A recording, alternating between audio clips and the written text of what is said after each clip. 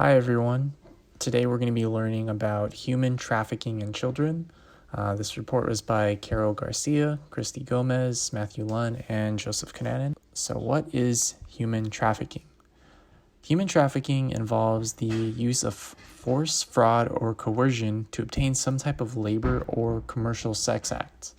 Every year, millions of men, women, and children are trafficked worldwide, including individuals right here in the United States. It can happen in any community, and victims can be any age, race, gender, or nationality.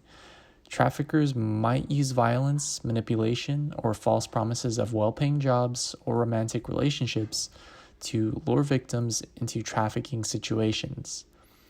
Language barriers, fear of their traffickers, and/or fear of law enforcement frequently keep victims from seeking help, making human trafficking a hidden crime.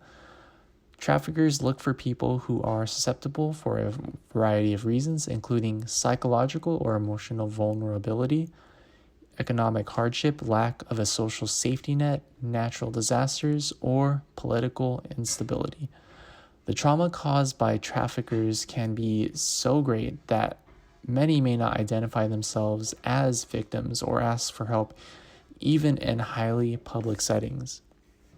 Now, this link down below is actually a link to the Blue Campaign's website, and the Blue Campaign is a national public awareness campaign that's designed to educate the public, law enforcement, and other industry partners to recognize the signs or indicators of human trafficking. Who's at risk? The populations that have little social and legal protection are considered high risk. The majority of the victims are women, especially in areas where there is the presence of extreme gender discrimination.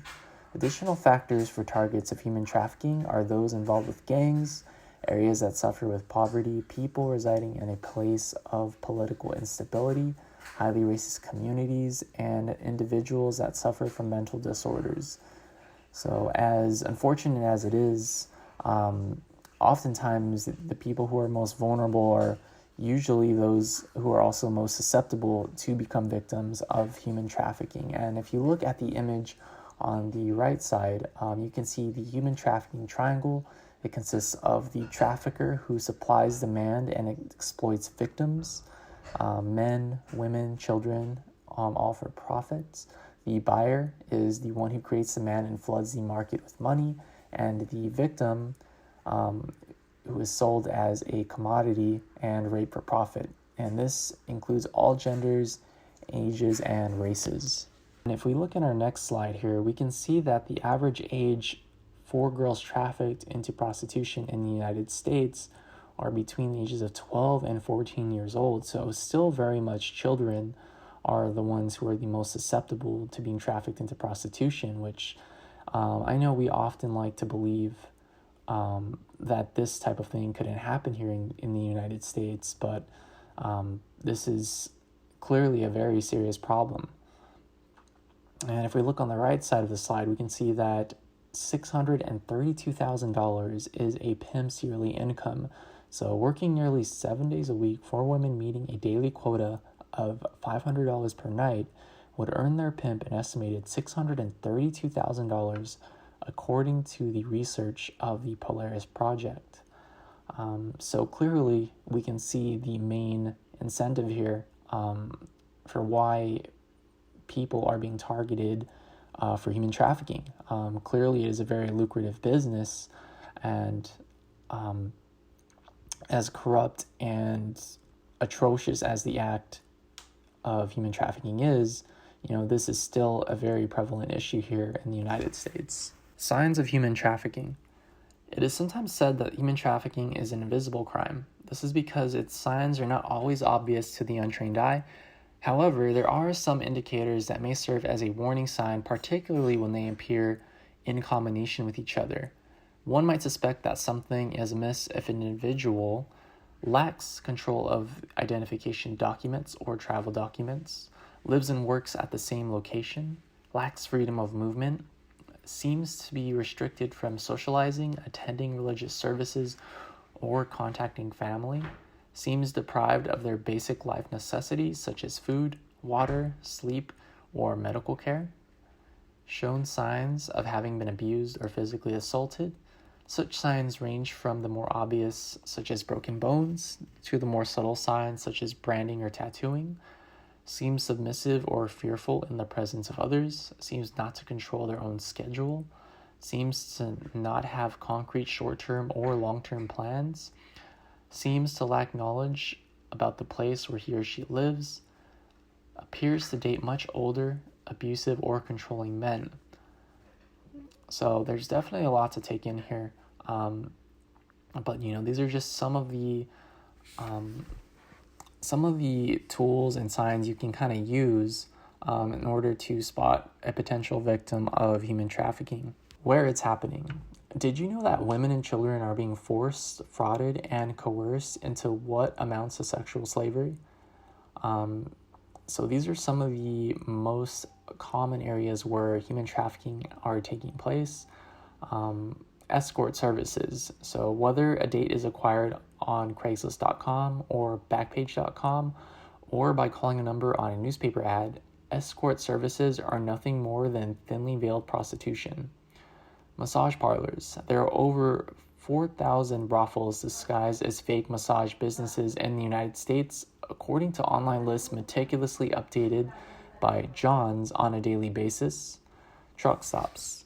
Often insulated from local communities, truck stops and welcome centers are convenient places for transient customers to purchase sex with minimal concerns of detection.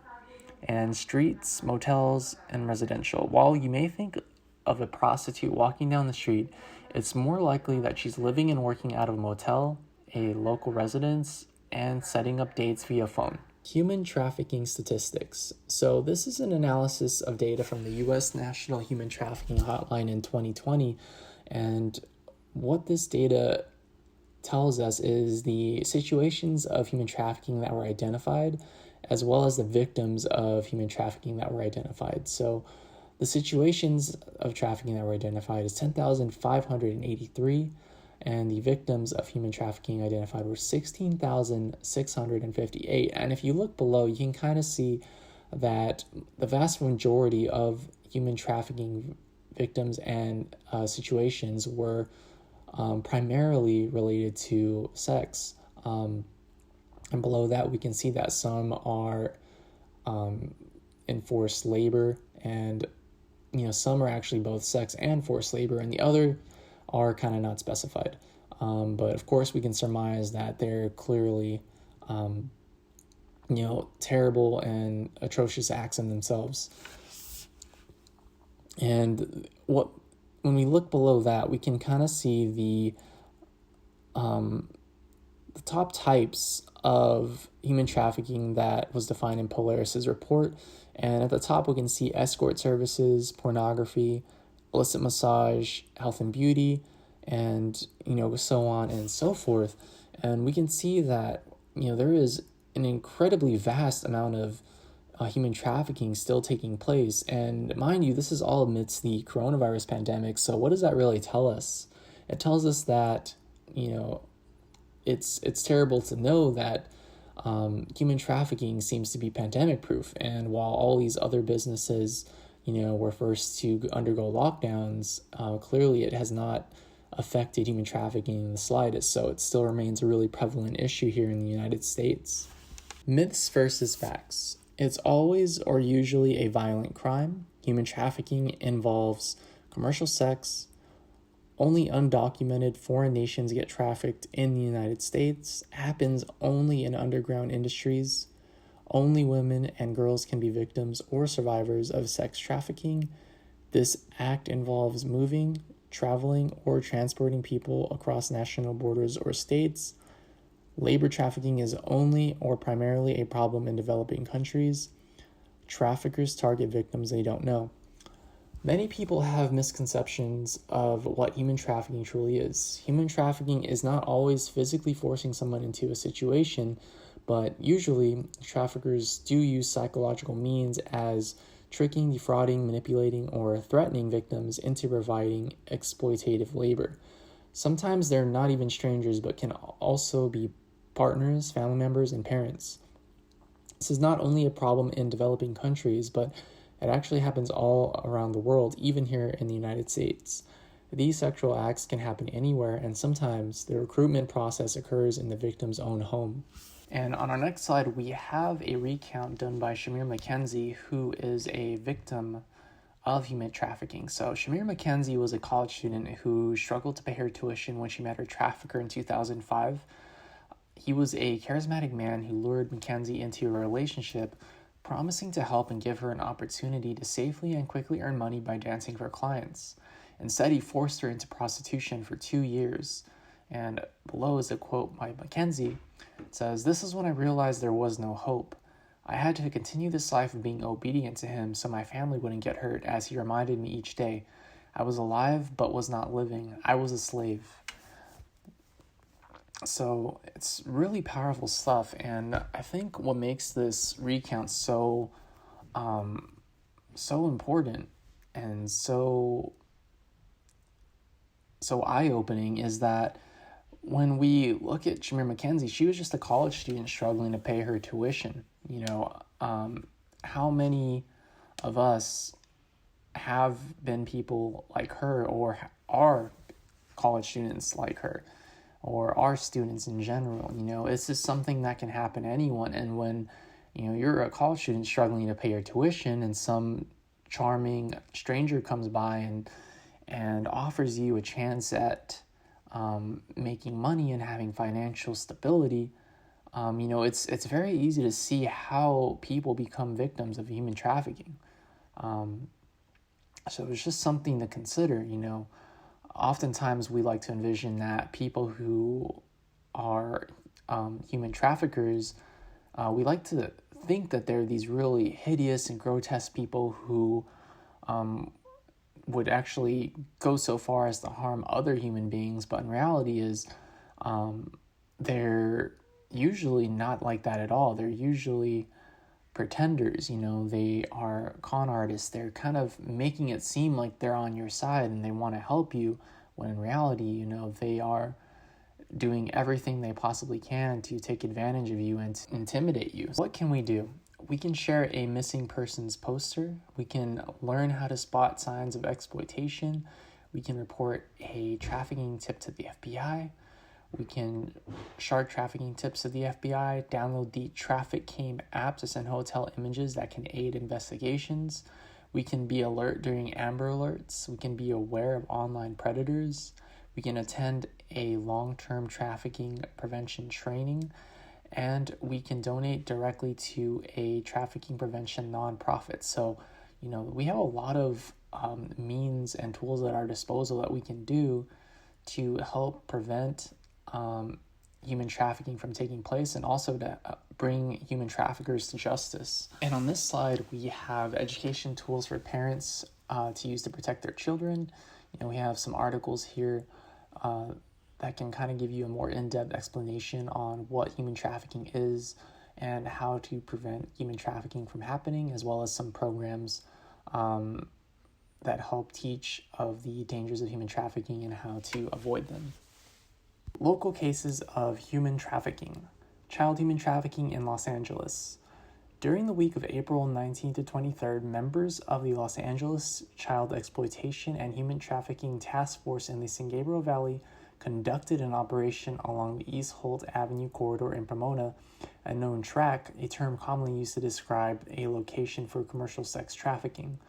The task force is comprised of members from the Pomona Police Department's SET team, Sexual Exploitation and Trafficking team, the Los Angeles County Sheriff's Department, and the FBI. The operation focused on the identification, location, and recovery of human trafficking victims, with an emphasis on those suspected of having been trafficked.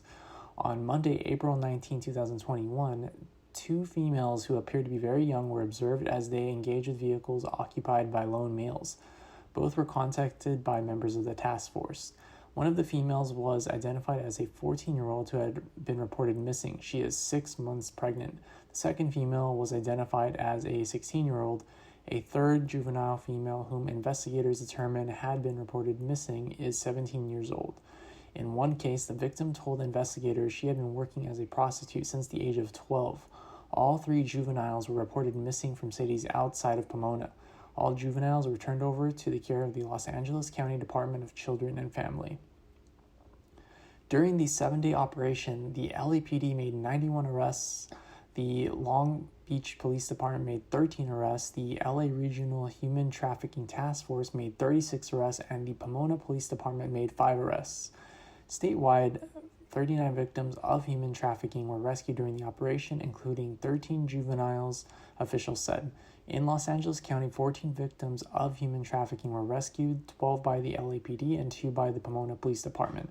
The incidents happened in January 28th when vice officers with the LAPD's 77th Division noticed 3 young females engaging in possible commercial sex activity enter a vehicle near the intersection of West 76th Street and South Figueroa Avenue in South Los Angeles. On our next slide here, we have an organization called Stand Up Pacer and Children of the Night.